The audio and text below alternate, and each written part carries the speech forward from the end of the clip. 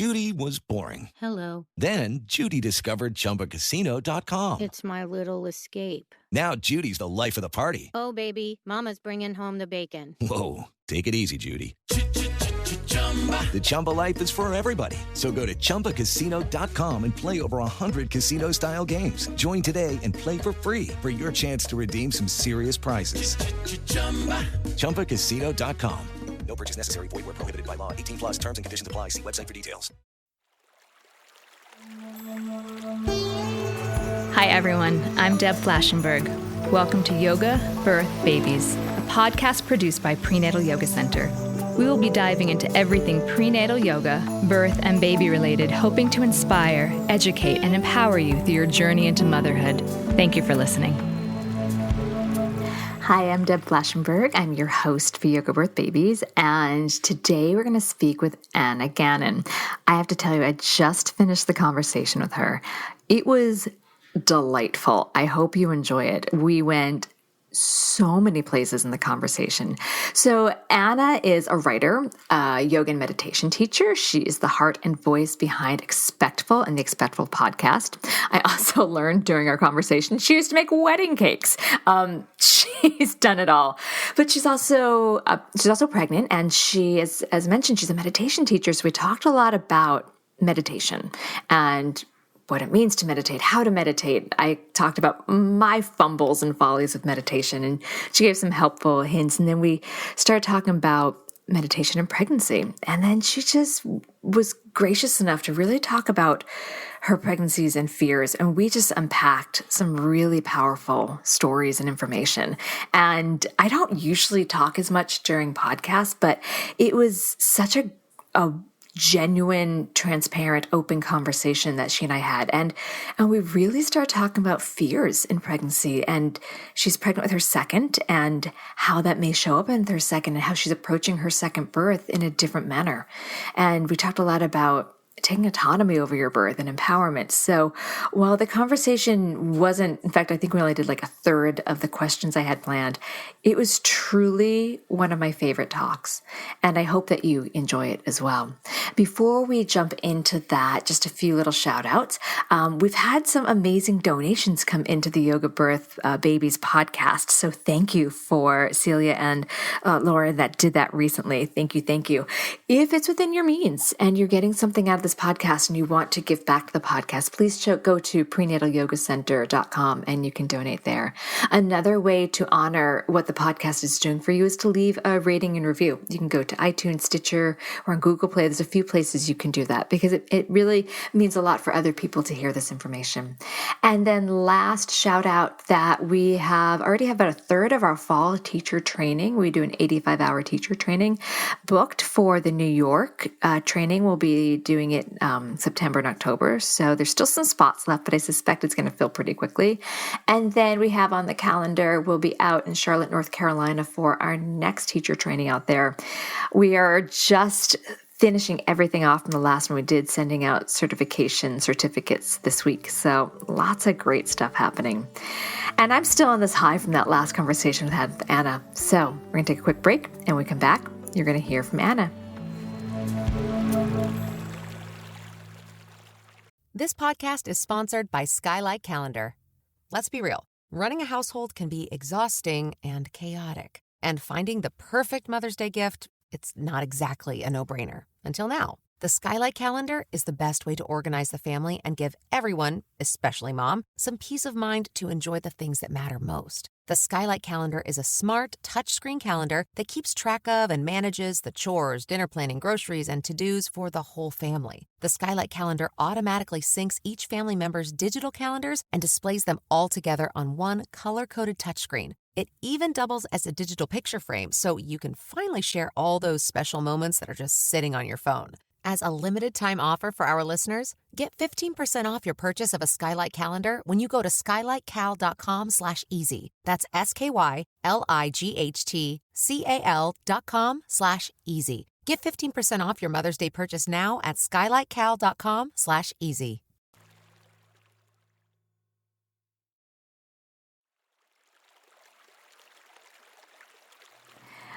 Hey, Anna, how are you today on this very cold day?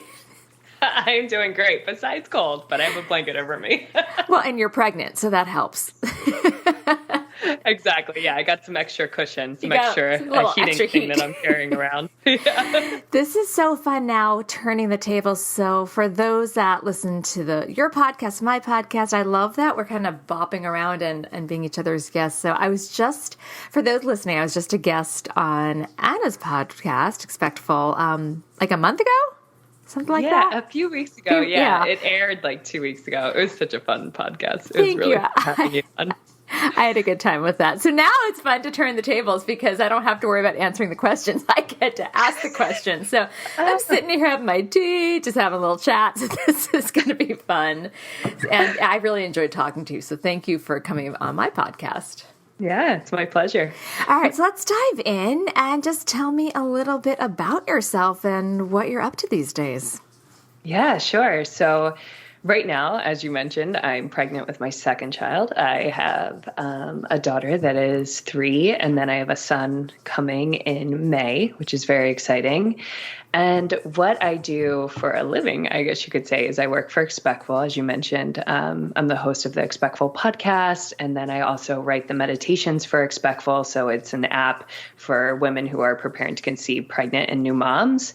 And we pretty much create meditations around all like the highs and lows of those times in our lives and really speak to just the truths that come up and try to support women in being more present in their lives. Because at least for me, I know the most important thing in my life right now, and I assume always, will be presence, just being present with my loved ones as much as I can through this roller coaster. So that's what I do. I'm also a writer and a yoga teacher and a meditation teacher and, all the other things that I feel like in this life were like 100 things instead of just one. So many, many hats. But with Expectful, you do a lot of meditation because I've been reading, I kind of trolled through all the blogs and a lot was about meditation. Oh yeah, it's all meditation. I mean, the whole app is meditation. So I wrote over 350 meditations recently. And then on the platform right now, I believe we have something like 150. So yeah, it really like is anything that could come up in your life is on our app. And right now I'm so excited because in 2 days, I think it is, we're going to launch the weekly pregnancy meditation. So I don't think I told you about this step, but I created meditations for each week of pregnancy that speak about the development of the baby so that women can hear how their baby's developing that week. And it takes them through like visualizations to be able to visualize how that's happening, to connect with their baby while their baby's inside of them. And then to also speak to the things that come up for the woman in her life and her body, what's coming up at this time in each week. So I'm so excited that these are finally recorded. I love that. Do you compare them to a vegetable or a fruit like the Baby Center emails? I do, man. I do. I tried to think of other things. Like I tried to get creative, like, like maybe I could do like a lotus flower. And then I was like, just stick to the fruit and veggies. Yeah. I remember with my first every week be like, your baby's an avocado. And by the end, it's like, your baby's a watermelon. And you're like, yes, clearly it is. Yeah, it's just a little scary. I know. You're like, and where is this watermelon coming out of and how is this happening? So no one signed me up for this. Yeah. But that's exciting. I love that. I'll make sure that we put is there going to be a link or how can I shout this out to people? Yeah, I can definitely send you everything. Okay. And it's going to be coming out. I also created 40 meditations for each day of postpartum as well. So each day that you go through postpartum, there's a meditation for you talking about what's happening that day. So yeah, we're really getting like even more specific with the content because I just know as a mom, like I needed that. Like I needed to be able to open up something and to not have to pick what I wanted to do. I just wanted someone to pick it for me, right? Like we had to make so many decisions around this time in our lives. Decision burnout. Give it to me, so that's what I created. And that can then become kind of your touchstone. You're like, okay, today's crazy. I barely got myself dressed, but I can take a few minutes and just breathe and come back. I like that. I like that a lot. Yeah, exactly. And you can get it in 5, 10, or 20 minutes. That's like a big thing for us, making it accessible. Yeah. So yeah, especially, postpartum, like 5 minutes all the way. Yeah. You don't usually have 20 minutes. If you are, you're probably taking a nap. So I wanted to find out, how did you find your way to meditation? Oh, great question. So it's actually all intertwined. When I was 7 months pregnant with my daughter, Annabelle, who's 3 now, I was a full-time yoga instructor working in Soho. I managed a studio down there and was just like loving life, teaching yoga full time. And I walked into the studio one day and the people that owned it just decided to let all of their teachers go. They were slowly transitioning out of having a studio. So at 7 months pregnant, I lost my job. And I was just kind of like, whoa, like, what do I do? And Did you see it coming? I did and I didn't. I think that like intuitively, I probably did, right? Like I probably had the foresight, but I didn't want to believe it because I loved my job and it wasn't even just the job. It was the community. Like I just loved the people, and to feel like I wasn't going to be able to walk into a space and see these people's faces every day was just heart-wrenching for me. So I think a big part of me just didn't want to believe it. And also, I'm pregnant. Like I don't want to believe that this is true. Yeah.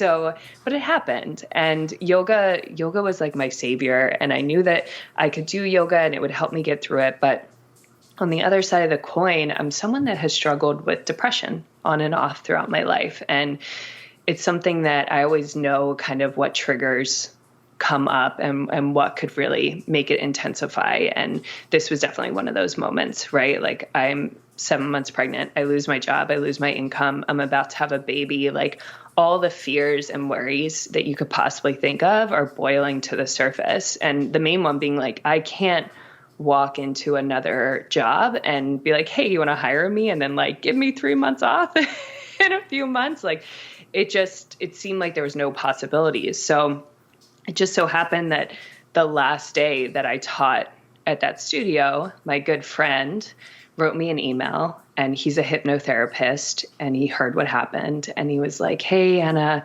I heard about what's going on. I just wanted to let you know that I've been helping to create these meditations for this company called Expectful. They're in beta right now. They only have 6 pregnancy meditations, but I didn't know if maybe it would be something that would help you. So it's kind of like, because even though I did yoga, which I think this surprises people, I was not into meditation. Like I had tried meditation a few times and really just did not understand. Like I didn't want to sit for, 10 minutes and not do anything. That's really how I looked at it. I thought that in order to meditate, you had to be in lotus pose, and my hips just don't open like that. So I was like, I guess I can't meditate. But he brings this up, and I'm thinking super low expectations because it's in beta. So I'm like, it's probably going to be whatever. But I'm also someone that I make 30-day challenges for myself. So I had nothing to do. I lost my job and I was like, I could do 30 days. I'm worried. Yeah. I'm like, I'll just do 30 days of meditation, and I'll see what happens. And since I was worried about falling into depression for myself, but also just not understanding how that could affect my daughter, because we talk about what we eat can affect the baby when they're in the womb. So why wouldn't how our emotional state, why wouldn't that affect it? It was something that I feel like I intuitively knew. Mm-hmm. So I tried meditation, right? So I put on the Expectful app, did 10 minutes. There was no way I was doing 20. At the time, they only had 10 and 20 options. So I just did the 10. And, I was really blown away. In just 3 to 5 days, I saw this huge shift in just my perspective, which I now know is awareness. At the time, I just could tell that something was changing and I didn't understand what. But I had just lost my job. I'm pregnant. And for some reason, I'm feeling pretty good. I went from feeling like I wanted to stay in my room in the dark, not go outside, to wanting to go for long walks, to wanting to connect with nature, to wanting to call my family and just have long conversations, to wanting to cook, to wanting to spend time with my husband. Whereas before, if I wouldn't have done meditation, I wouldn't have been like that. I just would have curled into a ball and been depressed for months on end. So I was really intrigued by this awareness piece, by how looking at our minds and seeing what's inside can really help us to make decisions in the outside world, just by dipping in. So needless to say, I was like, this is great. I kept doing it all throughout my pregnancy. At some point, I gave the founder of Expectful my feedback. It was just him at the time. Like, he had hired the 2 hypnotherapists to write the meditations, and then he was just seeing how women were responding and if they liked them. So I gave him my feedback, thought that was it, gave birth to my daughter. And 2 weeks after I gave birth, the founder reached out to me and was like, hey, I'd like you to join the team. And I just remember like turning to my husband and being like, I don't even know what my name is right now, but I know that I want to work for this company. And the reason being is because not only did their meditations transform my life, but when the founder told me his story, because I was skeptical, right? The founder is like a 35-year-old man. He's single with no kids. I'm like, what's happening here?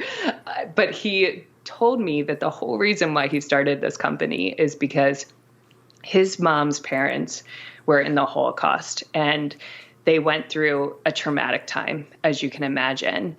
And when she was raising him, she struggled with a lot of anxiety, and he had ADD, and she just never could show up as the mom that she wished that she could.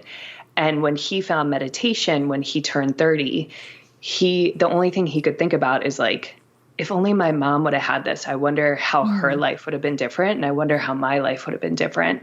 And then he got curious, like, wait, what if my mom had this when she was pregnant with me? And then he hired a PhD student to see if there was any studies behind meditation and pregnancy, and couldn't believe when the person came back. And there was all these studies to how meditation can help. And he was like, okay, let me try and like create something then, because no one's talking about this. No one's talking about the health of a woman's mind when they're pregnant. Everyone's talking about the health of their body. So when he told me this story, and especially with what I had went through, it just made so much sense to me. You know, like I was eating right during pregnancy, I was exercising, but I was never thinking about my mind. And the moment that I did, the moment that I put awareness and sat down and meditated for a few minutes a day, it transformed everything. It just really blew me away. So needless to say, I joined the team, right? That's why I'm here today. And I've been with them ever since. And we've, now I write the meditations. So you could tell I'm really into meditation now that I write them. And it's just been a crazy journey. So it's all tied in, right? Like I found meditation the same time that I found Expectful. And that's why I'm here. This podcast is sponsored by Skylight Frame. Mother's Day is almost here. What are you getting her? Something that shows you care. Something that makes her feel loved. Something that won't stress you out. Something like the Skylight Frame. The Skylight Frame is the perfect gift. It's a touchscreen photo frame your whole family can upload photos to, from wherever they are in the world. It's a way to share with her all the moments that matter. It sets up in seconds. You can even make sure that it's already loaded with photos when your mom opens her Mother's Day gift. And her Skylight Frame can hold thousands of the treasured photos you share. It's an easy, heartfelt way for mom to stay connected with those who matter most. It really is the perfect gift. Now, as a special Mother's Day offer for our listeners, get 15% off your purchase of a Skylight Frame when you go to skylightframe.com/easy. That's SKYLIGHTFRAME.com/easy. Get 15% off your Mother's Day purchase now at skylightframe.com/easy. Looks like you need a vacation. Enter the 5-Hour Energy Where Will the Tide Take You sweepstakes. You could win a $10,000 dream beach vacation. Imagine jet setting off to a tropical paradise, having fun in the sun, or diving at a gorgeous reef. It's up to you. No purchase necessary. Go to 5HETide.com for official rules and to enter. That's 5HETide.com. Enter today. Ends June 30th, 2024. Oh, I love that. And I do have a question about their meditations and how it worked for you differently. So I, too, am going to out myself that I'm a yoga teacher. I've been a yoga teacher for almost 20 years. And my meditation practice, which I attempt quite regularly, sucks. It really does. I find that I gave up trying to, kind of like what you said, even though I do have oddly open hips, like sitting in lotus, that's fine. Like it's not that. But I found when I set myself up on my blanket, I'm like, I am going to meditate now. It didn't really work. So I tend to wake up before everyone else in my family. So sometimes I just lay in bed and I'm like, I'm comfortable, I'm warm, I'm present. And I try, sometimes I give myself a mantra, sometimes I just count my breath. I'm not good at it. I'm like, oh, there's my mind wandering again. Okay, that's normal. Let's just come back. Oh, moment again, but is it because when you're listening to an app, you have someone telling you what to do, or in a sense, or it's keeping you more present than just laying there and trying to be your own thought monitor? Do you know what I mean? Does that make any sense? I'm stealing that. That was amazing. You know what I mean, though? Like, I didn't know that, but do you think that's why you were able to connect with it better than when you would do it on your own? Yeah, I don't really think that I understood the concept of meditation before Expectful. So I could say, well, if I look back on it, having someone guide me through a meditation during that time when I didn't know anything about meditation was extremely helpful because I could let go, right? Someone else was in the driver's seat. Like they were keeping me accountable because the guidance comes in, it brings your attention back no matter where it is. You're not the thought monitor, right? Like that's what you're trying to say. Like in that moment, I didn't have to worry about catching my thoughts. Someone else was bringing me back to presence, which is probably why it was so effective. And I think that there are so many different ways that people enter meditation and so many different ways to meditate. And I found many to be helpful. Guided meditation is super helpful for me if I don't want to put in as much effort, like if I kind of just want to allow myself to be held, which I think is a really nice thing when you're pregnant and when you're a new mom, goes back to the thing of like not wanting to make decisions, like just let someone else support you. Whereas now, I'm pregnant now, but I know a lot more about meditation.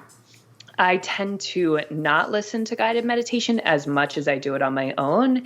And that's just because I found that I need the quiet. Mm-hmm. Like I need no noise and I need the disconnection from technology. So I'll sit there and I'll be my thought monitor, which again, I'm totally going to go for it. Podcast. I'm going to tune into one of your podcasts later and you'll be like, or your meditation, be like, and I'll be your thought monitor for today. Hi, I'm Anna. Oh yeah, I'm writing a meditation right now. It's already in there. Yeah, but for me, what I do, at least right now, because it changes so much, but for me right now, I will listen to the sounds around me to bring me back into presence, and I'll feel my body from the inside out. That really helps me. So I'll feel my body, I'll like bring my awareness in, feel my body from the inside out, and then listen. And that allows me to connect to the, like what I call the inner world with the outer world, and it keeps me present.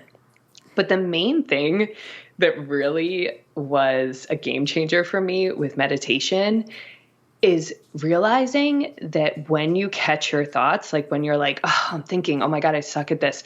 That's actually like means that you're doing it right. Every time that you catch your thought, it means it's like another coin in a piggy bank. Like you just got stronger at being present. You just got stronger at awareness because you caught yourself not being aware. Do you understand what I'm saying? So I don't suck as much as I think because I catch myself all the time. Yes, and then sometimes I'm like, up there. Yourself. I do. It's a good thing. It's a good thing. That means that you're doing it right. And I think so often we're like, oh, I suck at meditating because I can't stop thinking. And here's the thing. And my teacher, Emily Fletcher, describes this so beautifully. Just as your heart beats, right? Like it beats involuntarily, like Deb, like you're not commanding your heart to beat right now, right? And no, if you I'm are, not. Tell me. I am not. Yeah, right? It's the same thing with your mind. So your mind is just involuntarily thinking. It's its function. So just as the heart pumps blood, the mind thinks. It processes things. It's how we stay alive. It's how we can make decisions, how we can keep going. The thing about it is that it doesn't always need to be on. right? And we can learn to pick the thoughts that can support us and to leave the rest. And that's how you come back to presence. That's how you come back to like when your daughter smiles, actually seeing her smile instead of just thinking about something that you have to do for work. That's how you get more present. But it's about letting go and giving yourself permission to think that you suck at meditation is when you really will realize that you are doing everything right. Like if you just let go and just go, oh yeah, I'm thinking, interesting. My mind's doing that thing that it's naturally supposed to be doing. And like, there's nothing wrong. If you're not thinking, you're dead. So that would be pretty bad. So just think, like it's good that you're thinking. It's not about clearing your mind. It's just about becoming aware of the thoughts in your head, realizing you're not those thoughts, picking the ones that you want to take with you throughout the day and leaving the rest. That's all that meditation is. It's becoming aware of your inner experience and deciding how it's going to influence your outer one. Okay, so I like that better because that is more, I can relate to that. And as you're saying it, I'm like, okay, I understand where in my life I've had that. And I guess I was listening to and thinking like really being present. And maybe am I interpreting that correctly? Like just really being mindful and present, that in a sense is a meditation? For sure. Yeah. I mean, that's what the whole thing is, right? Like when you catch yourself thinking, you're present. When you were thinking, you weren't. But when you caught it, you were. You were present. Do you have to be still to consider it a meditation? No. Okay. So work with me. Here's where my mind. That's another thing that kept me from meditating. Like it wasn't only lotus pose, but when I was trained in my yoga teacher training for the one day when we covered meditation, I'm sure you know how that is. Yeah. It was like, don't move. And if you have an itch on your nose, like, don't you dare itch it. Like the whole thing of like meditation is like suffer, and it's just not true. Like if you have an itch. If you want to move, like sometimes I'll just allow my body to like gently sway. And that really helps me. Sometimes I walk and meditate. Like you can meditate anywhere, right? Like your eyes don't even have to be closed. Like say you have morning sickness, which I battled through both pregnancies, and closing my eyes was like just not good. I didn't want to go that far inward. You can do that. So it's really like making meditation your own. Throw out the rule book, like throw out everything you've ever heard, everything anyone has ever said. I don't care if they're a master teacher.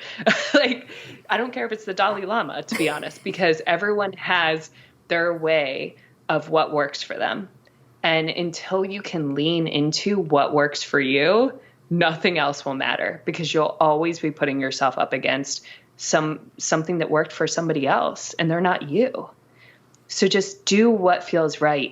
Lie in bed, like you said. You were like, I'm comfortable. I'm lying down, but I'm aware. That's everything that you need for meditation. You don't have to sit upright. The spine doesn't need to be super long. You don't have to be still. Your eyes don't have to be closed. There's no rules. Throw them out. So would you consider a focused yoga practice a meditation?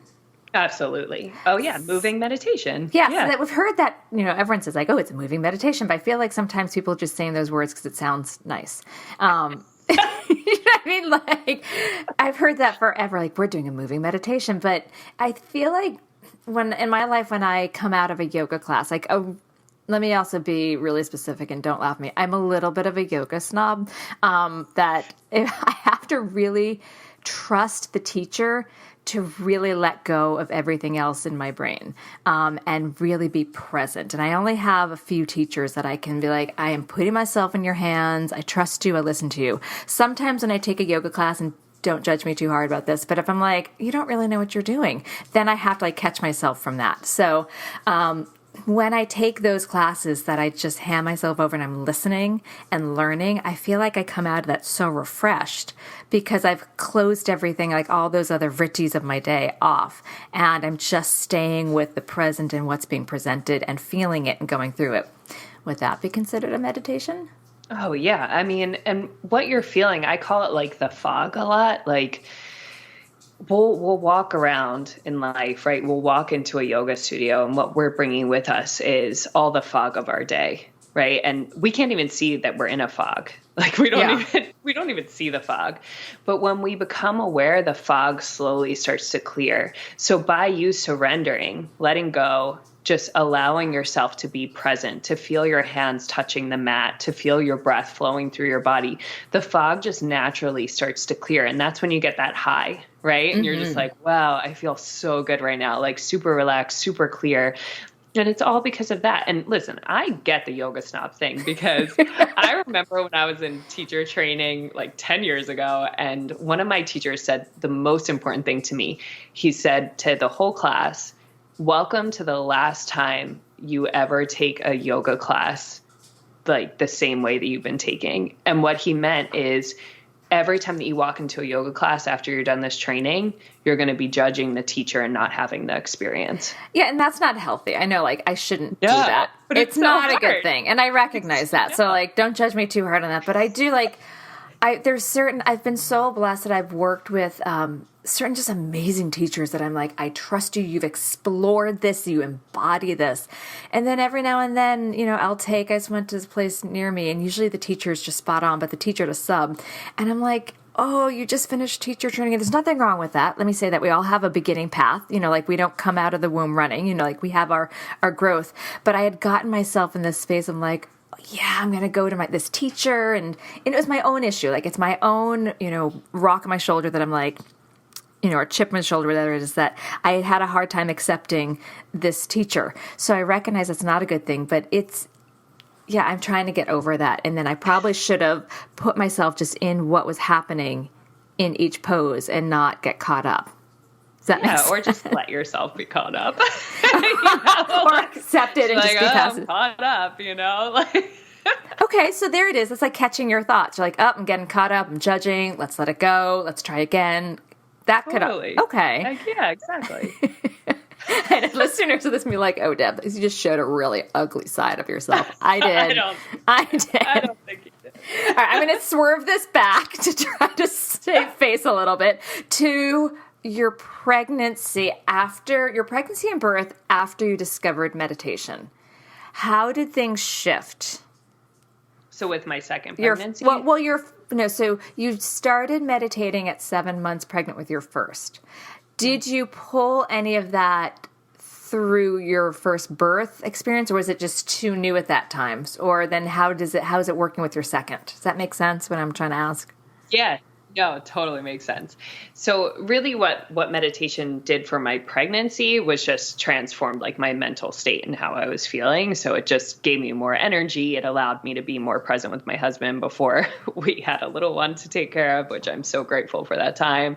And it just helped me enjoy, like it seriously turned my third trimester into the best trimester of my pregnancy. And it was the one when I lost my job and stopped, making money, which is a crazy statement. With birth, I went back and forth because I've been asked this question so many times. And I really think I just hadn't been meditating enough to even think to pull it into my birth. And I also just had this expectation that birth was going to be super easy. So I'm the youngest of 7. And my mom talks about birth as if it was something that she walked in, watched a movie and left. She's like, oh, I didn't have any pain. I had a little bit of labor, with your one brother, Joseph, because he was 9 pounds. But everyone else, it was just whatever. I left the hospital in my jeans. And that's just my mom. I've never heard her complain a day in her life. And I probably should have been aware of that walking into it. But birth just threw me for a loop. I didn't want to have any medications. And then my daughter was posterior and I didn't even know what that meant. I just knew that I was looking at... Did you take a birth class? Just out of curiosity. Okay. So, you're going to love this. I took a birth class. And what I mean by that is my husband pirated some videos online. Because we didn't want to pay for it. And we watched, this birth class online. And that's the extent of what I knew. So I did, and also probably wasn't the best. So when I went into it, I was having birth. I was having really bad back pain, and I'm in the hospital. I'm looking at this monitor that shows the contractions, and contractions, they go up and down. Yeah. Mine went up, and then it just stayed there. It just went up, and it just flatlined at the top, and I was like, oh my God, guys, this doesn't look right. And I called my OBGYN and was like, I want that epidural. And he was like, what? I thought like, yoga and stuff. And I said a curse word and was like, give me the epidural. And they did. And that epidural was like the best decision I ever made, because then the contractions went up and down and I didn't feel anything and I could just watch them nicely. And I mean, some other stuff happened in there. Like my daughter's heartbeat dropped after I got an epidural. No one told me that like that could happen. Instead, they just like threw me on all fours, put a gas mask over me, and were like, prep the OR. And I'm just like, what is happening? And the whole room got rushed with all these people. And it was one of the scariest moments of my life, as you can imagine. And then all of a sudden they were like, just lay on your side. Everything's good. And I was like, what just happened? I feel traumatized. So then I pushed a few hours later and she was out. So I feel like in my first birth, I didn't take control. I was very much like, here I am, at the doctor's mercy, at the hospital's mercy. And I very much was like the person in the back seat going, I don't know anything. So I'm like, just going to let you guys do your stuff. And when I look back on it, I really regret that, because there's some moments, like I have this video of my daughter right when she came out, my husband was filming it, and they took her and just put her immediately on a table and like threw a hat on her and checked her and cleaned her. And she was screaming, like she was terrified. And I think I just didn't have enough awareness then to think like, wait a minute, like she should have just went right on me. Like she just went through something so traumatic. And her first experience of life is being put on a table with lights and people not like, dealing with her delicately. Like they're dealing with her as if they've, done this a billion times. It's like a machine, like just putting on the hat. And I look back on that and it really makes me sad, because I wish that I would have had more awareness. And I wish that I would have been like, this is like a time that's about me. It's about my child. It's about my husband. And I need to care more about that. Maybe care isn't the right word, but I need to take more responsibility there and like think about what I want in that situation and what's best for all of us, and then try to make that happen to my best ability, right? Like I'd never try to put expectations too big on myself, because I know that more often than not, they're going to crumble to the ground. But I do, especially with this one, which I've talked to you a little bit about, like with this pregnancy, I have fear around giving birth, because I now work in the pregnancy field, which is something I didn't do before. I know a lot of stories, some really horrible, where like babies didn't make it. And then some really beautiful stories where like birth was euphoric. Like I've had women tell me I have to allow myself to only think about my birth for like 5 minutes a day, because like it just brings me so much joy that it's like a bad thing, and I listen to these women, I think they're like unicorns. I'm like, what? Like your birth felt that good that like you have to like monitor the amount of time you can think about it, So I feel like I know so much of what can go wrong and what can go great that I'm almost in this area of like, do I want to have a hospital birth? Do I want to have a home birth? And my husband's like, definitely doesn't want to have a home birth. I think he's terrified of that. And I'm just kind of in this space of like, what do I want? And like, what matters most? And all those questions that come up around birth, right? Like, do I want to be in a hospital? Does that feel more safe to me? Does being at home feel more safe to me? Do I want to strive to have a euphoric birth, right? Or do I want to just strive to have a birth? Right? Can I put my childbirth educator hat on and my doula hat on? Do it, man. Do it. All right. So, did you take a childbirth ed class this time? Not yet. Okay. And how far along are you, Anna? I am 25 weeks today. Okay. All right. So we've got some time. Because I'm like, I'm going to just step in and just circle my wagons around you and help you and hold you here. So, because, I mean, as you were speaking, my heart was really big and crumbling all at the same time. Because your first birth, it's common, that situation. Not that it was a common birth, but that scenario of loving being pregnant, but at the same time be like, I haven't prepared for this, what's happening, and putting yourself in the back seat. And I'm not berating you at all. Please say, I'm holding this for you, the space, and I'm trying to, hopefully the community can hear, like, that is so normal. That is such a common occurrence that happens. And then a lot of women end up, like you I think you used the word traumatized from it. And there's a lot to come back from. So let's unpack some of that if you're okay with that. Oh, yeah, let's do it. I have sat down on the therapist seat and I'm ready. No, I'm hardly a therapist. What I am, let's take that hat and put it far away because I don't deserve that. But what I am is an observer of many births and many women. And I've heard this story a lot. And I think that, exploring what can you do this time? What steps can be different? So I think one of the best things, you're now in such a different place. Look where you work and what you do. You work around pregnancy. So taking perhaps the, like you said, like the expectation. So striving for euphoric births or striving for a birth, I think you have to sit there and think like, where do I feel safest? Definitely. And then where can you it's like meditation. In that sense, like where can I just be present? Where can I let go of everything else? And where can I let myself embrace? Does that make any sense? Yeah, it does. Like what feels the best space for you? Yeah. Because it's not about like what is the best space? Like this like society, what is the best space? It's more just what is the best space for you. Yeah, and where do you feel safest? And where can you be vulnerable? And where do you trust? Because if you put yourself in a situation that you're not going to trust, then your anxiety is going to kick in, and that's going to be challenging. Now, you already said that your husband is not keen for a home birth. And a lot of the midwives I know, if you're going to have a home birth, the partner needs to be on board because that's going to create too much strife and anxiety. So if you are going to do a hospital birth, which I'm guessing, unless you have a birth center near you, you need to build a team that's really going to support you so that you can let go of some of the fear and anxiety from your first birth and try to have as much of an open path for your second. Because I think you and I talked about, the fear of the second time because it was challenging your first birth. Like, if someone feels traumatized, how do you not let that come up in the face of what you're facing again? So putting a lot of thought into who can you invite into your birth that's going to give you the space to be open and vulnerable.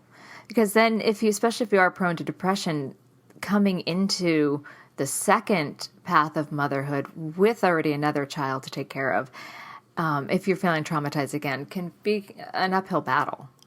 Yeah, it's definitely something I'm aware of because I went through postpartum depression really bad for like 6 months after I gave birth to my daughter. So that's definitely something that's on my mind. And I feel like I've been vocal, at least with my husband, about that, about, hey, this time around, like it can't be like last time because I didn't know that last time was really just building blocks to postpartum depression. Yeah. Like I wasn't sleeping well, and by well, I mean at all, and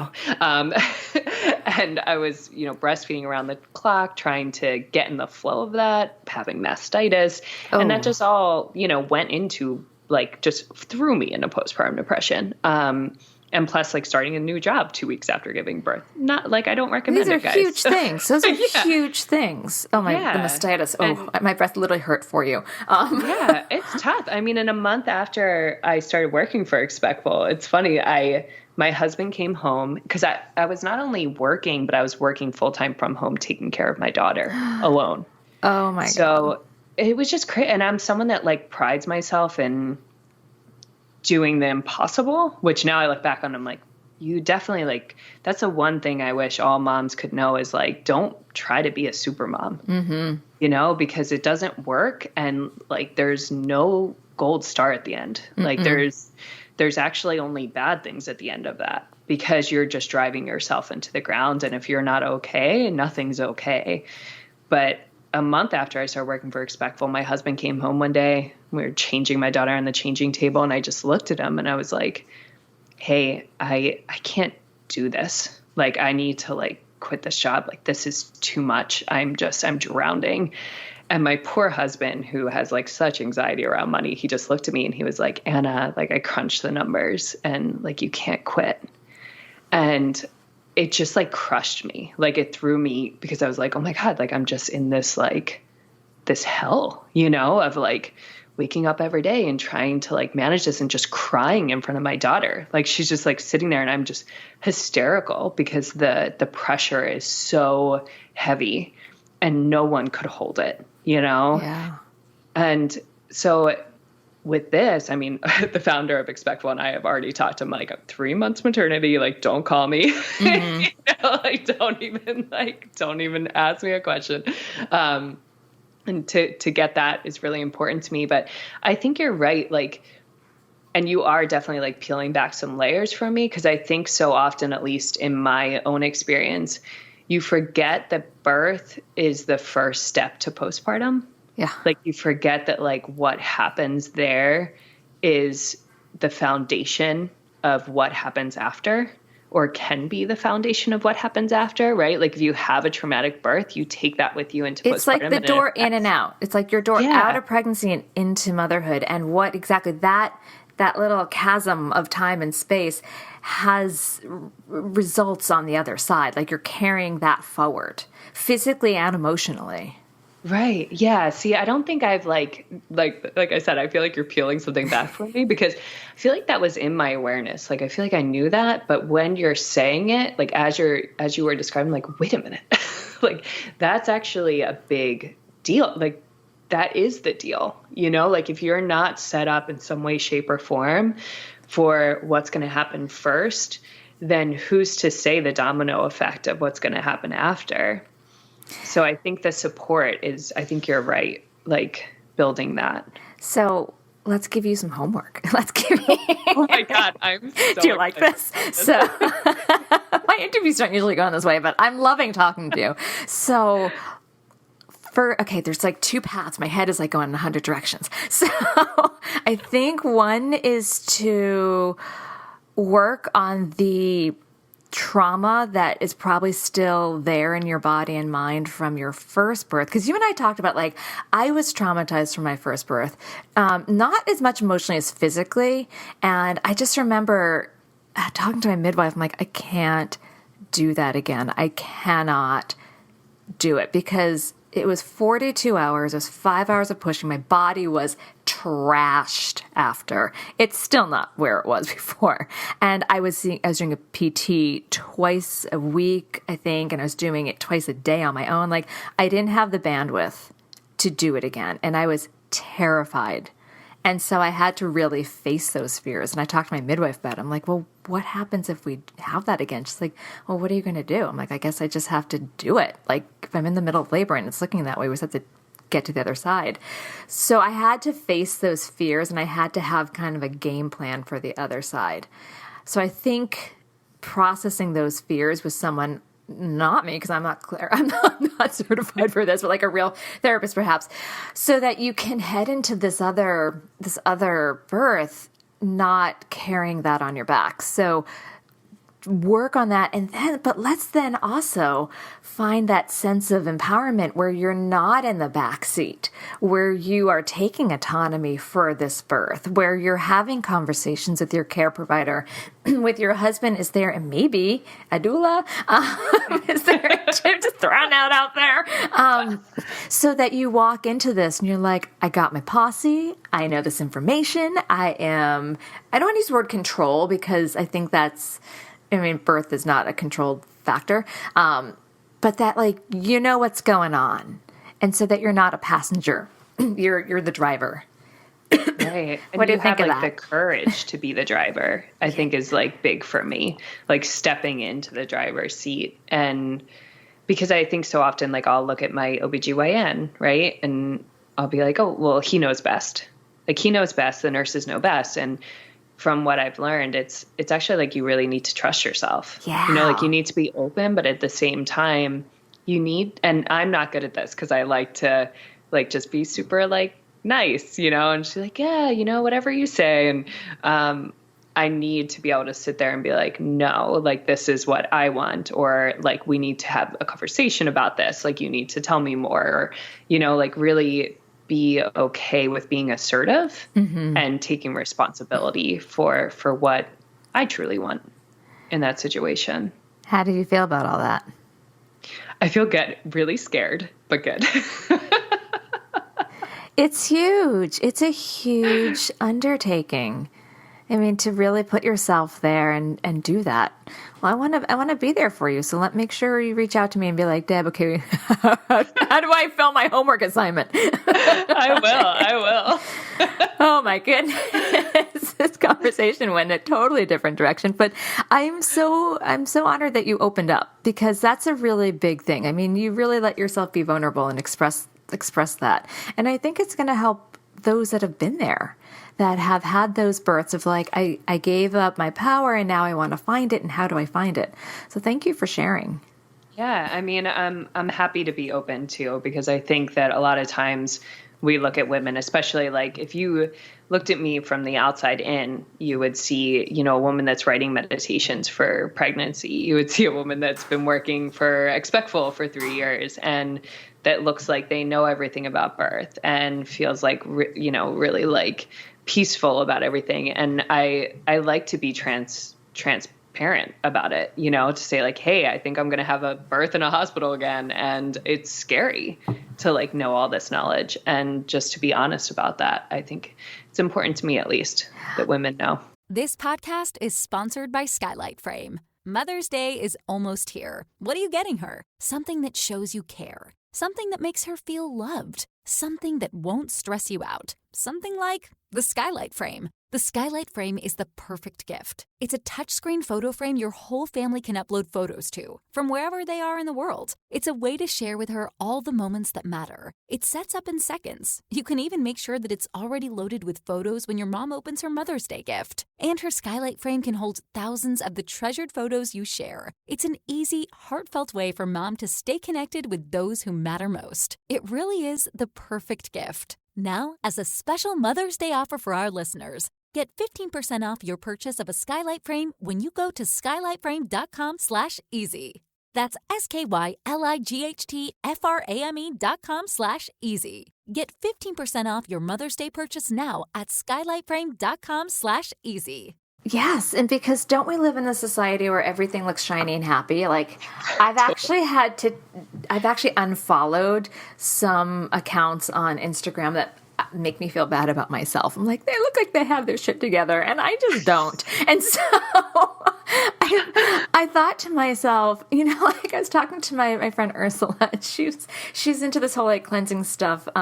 She's like, well, does that Instagram, does it bring you joy to have it? And I'm like, no, it doesn't. And so I'm like, delete, unfollow. So thank you for being so transparent, because you're right. We live in a society where everything looks perfect. Like you said, like someone could look at it and be like, of course she has herself together. But how great that you're like, nope, I don't. You know what I mean?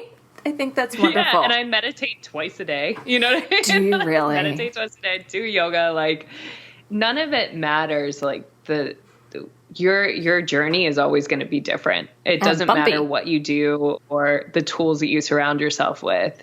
Yeah, it's just everyone's got their stuff. Yeah, and everyone's journey is going to be bumpy. No one has just like this smooth, easy ride. We all have our bumps. Wow. Okay, so I am curious. All right, your daughter's almost. She's 3 or almost 3? She is 3. She's 3. All right, and you have another one due in May. So how have you been trying to find balance in motherhood and work? Because I think many listeners struggle with that, including me. Yeah, I mean, definitely a lot's coming up with the next one on the way, like just looking at my daughter and wanting to spend more time with her. But I had this conversation with my friend, Deanne, and she works from home now full time. And she was like, how do you do this? Because I wear a lot of hats in the Expectful team. And I was sharing with her, I take time during the day. Or in the morning, I'll wake up when my daughter wakes up. I used to wake up before her and try and get everything done. Now it's just like, forget it. She wakes up early. I'm up. I take her to daycare. I drop her off and I walk. That's like a big thing. I walk. I don't drive. Drop her off. When I drop her off, I either just walk in silence or I will put on a podcast or something that inspires me and I'll walk home. When I get home, I write 3 pages of morning pages. I don't know if you've ever done the artist way. Do you know what that is? I haven't done it. My husband has done that. Yes. I have the book. It's amazing. Yeah, it's amazing. So I write my 3 morning pages, which is really just writing like a stream of consciousness. Like you're just writing whatever is coming into your head so you get it out. It's not about being creative. You never read the pages again. So I get that out. Then I meditate for 20 minutes. I like make myself some tea, and then I sit down and I start working. But I don't put pressure on myself to feel like I need to hit like certain things. I give myself the space, and I work from home. So if I'm like, hey, I need a nap, I'm taking a nap, you know, or like, hey, I need to go for a run, or I need to stop and do some yoga right now.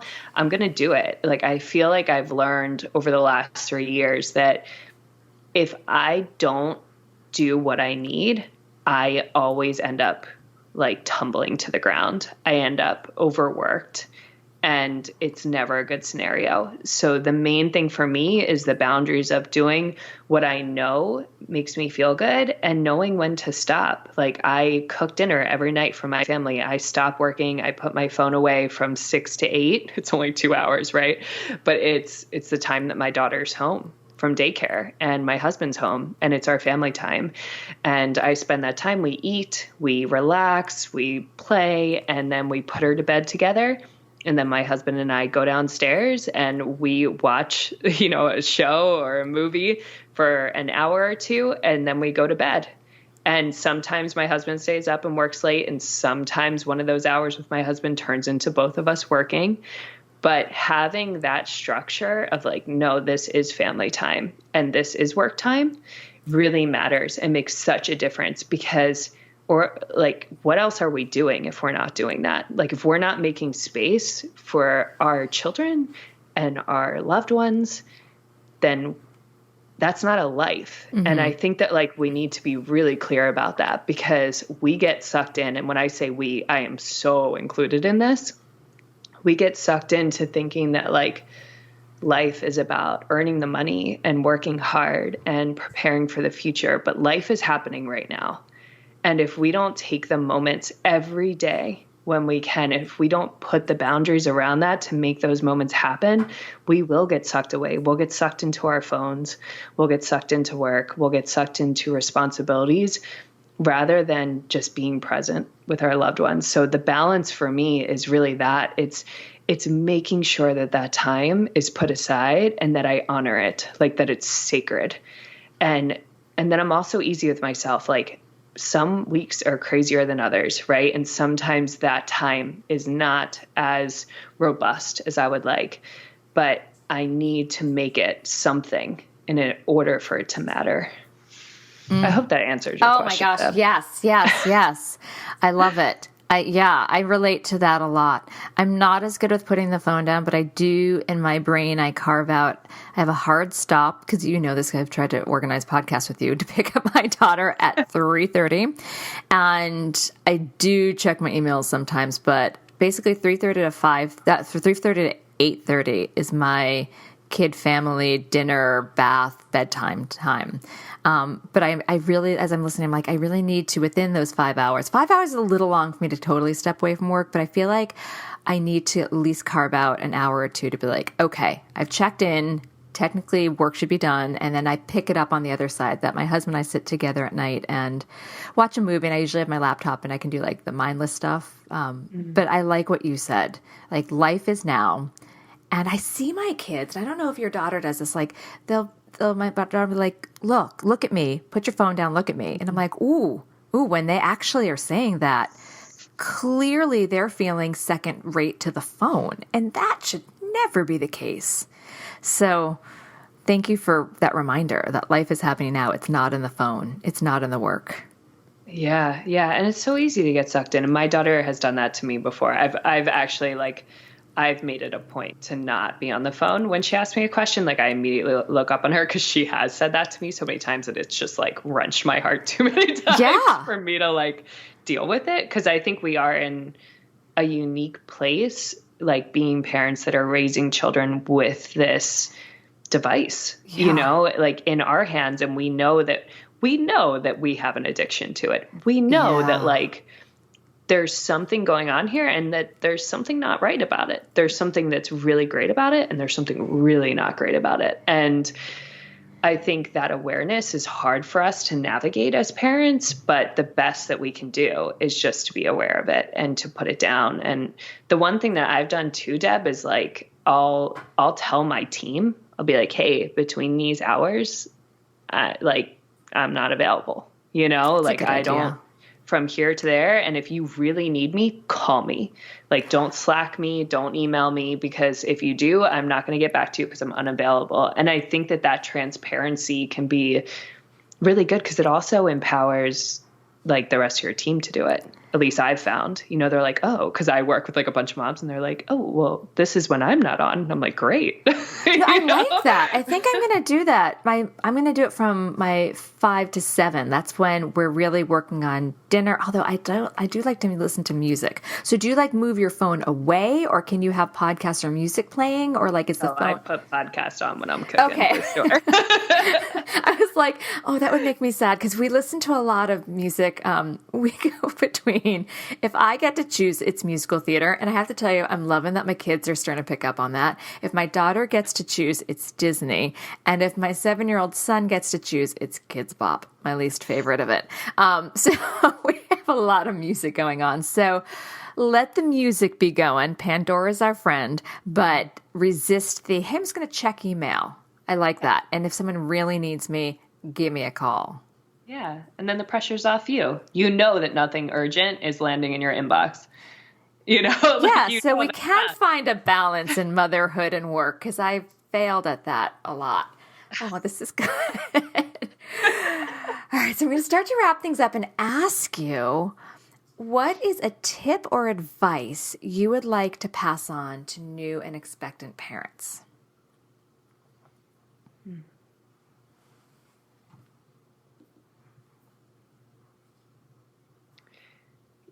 For me, it always comes back to presence. And I know it's not your so-called tip or advice, but to me, it's the most important, like taking that time to truly be with your kid when you're having them, or if you are expecting them, like truly taking that time to connect with your baby while they're still inside of you. Nothing else at the end of the day is going to matter. Nothing.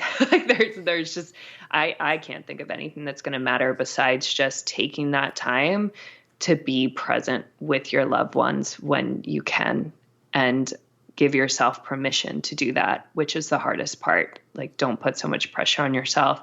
Just give yourself permission to just be present in any capacity that means. It could mean that you're completely upset. Like I said, I was in postpartum crying in front of my baby, but I was present with her. It's just allowing yourself to be in that space, soak up the time that you have. That's it. That's my biggest tip. It's the only thing to me that matters. Can I share something about that? That actually, you say that, and I had this moment this morning with my son. So, it's freezing cold. School is delayed. My husband took my daughter to school. She was earlier, and we live in walking distance to his elementary. So we walked there this morning, and first of all, he was hilarious because he had a sweatshirt on, his fleece, not fleece, his, what's it, like the puffy jacket. And for whatever reason, he likes to wear his hat over his hood. Don't know why. I know, it's adorable. So he's like wrapped up, and then he's got his snow boots and his backpack, and we're walking to school and we're just talking. And so then I walk to the schoolyard and he says goodbye. And I just watch him, this like, he's almost like lumpy. There's so much stuff on him. Walk into school, and there was just being present and watching him walk in. My heart just filled. I'm like, I just love that kid so much. I was just really present with him. And then I was walking home thinking about that moment. I'm like, I'm not going to get that much more time where he just wants to be with me and I can just love him at this age. So I had that moment of I was present. My heart was so swelling with being present and how much I loved him. You know what I mean? It's that's I think what you're talking about. Is that correct? Yeah. I mean, I see it. One thing that I'll do a lot when I'm walking around New York, just randomly, I'll look at other moms with their kids and like whether they're putting their kid in a car seat or they're baby carrying their kid or their kid's walking next to them. And I look at the way that a mother looks at a child, those in-between moments when like there's not language, but there's just love. And like those moments to me are like the most beautiful. And those are the ones that like I want to capture and just keep putting in my buckets. And like that's what I strive to remind other parents of all the time, like those in-between moments and how powerful they are.